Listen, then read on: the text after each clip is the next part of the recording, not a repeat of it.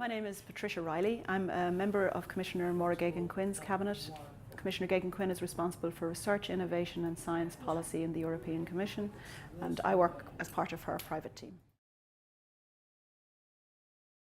Sex and gender factors are really important in the research, in the actual body of the research itself. So, for example, maybe the most obvious is in health. Women suffer very different symptoms in heart disease to men, for example, and also osteoporosis is something that men and women can suffer from, but they again present clinically very differently. Another example is in the use of public transport.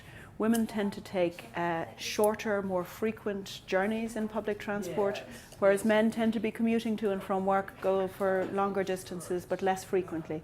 So all of those sort of factors mean that the research that we do, if we focus on only one sex to the exclusion of the other, we only capture half of the information. We've started in the European Commission quite a long time ago to set targets for participation in things like advisory groups and assessment groups. There's a target of 40%. We've increased that for our advisory groups to 50%.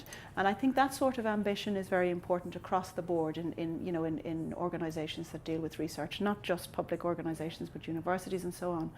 We need to put in place ways of facilitating women to get back into the workforce if they've taken a career break, either to care for children or for older people that are in their care, for example.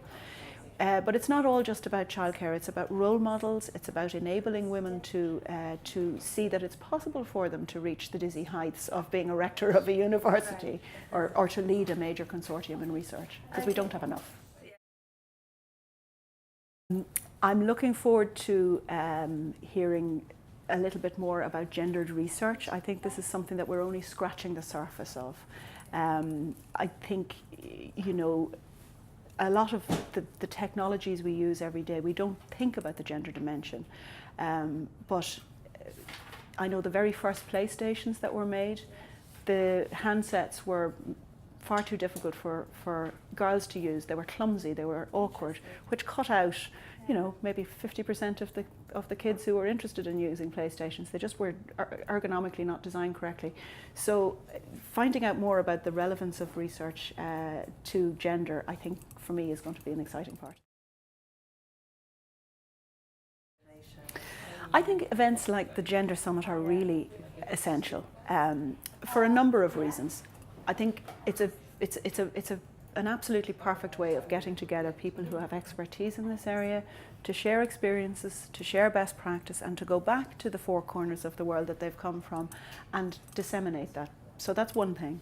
I think secondly, it's an opportunity for men and women who are interested in gender equality to put themselves forward as role models, as people who can actually stand up and say, look, I can do this. I'm a leading expert in my field. There's no reason why other people can't do it.